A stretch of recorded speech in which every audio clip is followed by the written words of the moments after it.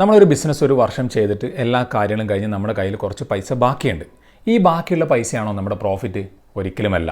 നമ്മുടെ കയ്യിൽ ബാലൻസ് ഉള്ള ക്യാഷ് അല്ല നമ്മുടെ പ്രോഫിറ്റ്. നമുക്കൊരു എക്സാമ്പിൾ ത്രൂ നോക്കാം. നമ്മുടെ കയ്യിൽ ക്യാഷ് പ്ലസ് ബാങ്ക് അക്കൗണ്ടിലെ പൈസയും കൂടിയിട്ട് നമുക്ക് ഒരു 1 lakh റുപ്പീസ് നമ്മുടെ കയ്യിലുണ്ട്. നമുക്ക് റെൻറ്റ് കൊടുക്കാനുള്ളത് ഒരു 1 lakh റെൻറ്റ് കൊടുക്കാനുണ്ടായിരുന്നു. നമ്മളതിൽ 80,000 കൊടുത്തിട്ടുള്ളൂ.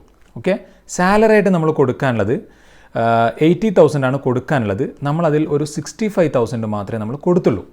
ഓക്കെ, അതുപോലെ തന്നെ ഒരു അഡ്വർടൈസ്മെൻറ്റ് എക്സ്പെൻസ് നമുക്ക് കൊടുക്കാനുണ്ടായിരുന്നു, ചിലവ്, പരസ്യത്തിൻ്റെ പൈസ 10,000 മാത്രമാണ് കൊടുക്കാനുണ്ടായിരുന്നത്. നമ്മളതിൽ 20,000 രൂപ നമ്മൾ കൊടുത്തിട്ടുണ്ട്. ഒരു 10,000 എക്സ്ട്രാ ആണ് കൊടുത്തത്. അപ്പോൾ എങ്ങനെയാണ് ഈ ഒരു കേസിൽ നമ്മുടെ പ്രോഫിറ്റ് വരിക? നമ്മുടെ കയ്യിൽ ബാക്കി 1 lakh ഉണ്ട് എന്നിരിക്കട്ടെ. റെൻറ്റ് 1 lakh കൊടുക്കാനുള്ളതിൽ 80,000 മാത്രമേ കൊടുത്തുള്ളൂ. 20,000 ഇനിയും നമ്മൾ കൊടുക്കാനുണ്ട്. നമ്മൾ എന്ത് ചെയ്യണം? നമ്മുടെ പ്രോഫിറ്റ് നിന്ന് കുറക്കണം, നമ്മുടെ ക്യാഷ് നിന്ന് കുറക്കണം. 80,000 കൊടുക്കാനുള്ളത് 65 കൊടുത്തുള്ളൂ. 15,000 അതും നമ്മൾ കുറക്കണം. പിന്നെ അഡ്വർടൈസ്മെൻറ്റ് 10,000 കൊടുക്കാനുള്ളത് നമ്മൾ 20,000 കൊടുത്തിട്ടുണ്ട്. ഒരു 10,000 രൂപ അധികമാണ് കൊടുത്തത്. അപ്പോൾ ആ 10,000 രൂപ നമ്മൾ എന്ത് ചെയ്യണം? നമ്മുടെ പ്രോഫിറ്റിൻ്റെ കൂടെ നമുക്ക് കൂട്ടാം. ഓക്കെ, സോ നമ്മുടെ പ്രോഫിറ്റ് എത്ര വരും? 1,10,000 എന്ന് 35,000 കുറക്കണം. അപ്പോൾ എത്ര വരും? 75,000 ആണ് നമ്മുടെ പ്രോഫിറ്റ്.